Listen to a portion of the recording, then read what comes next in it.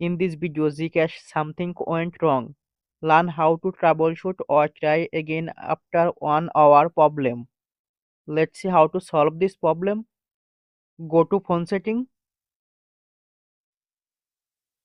scroll down,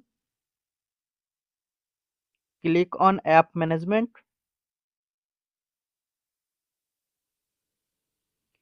click on app list,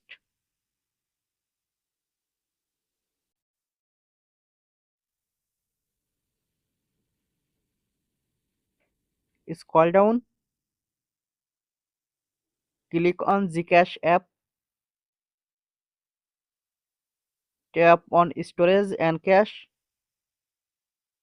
tap on clear storage, tap on delete.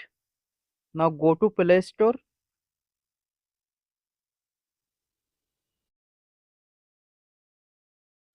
click on search bar, search Zcash app, update Zcash app,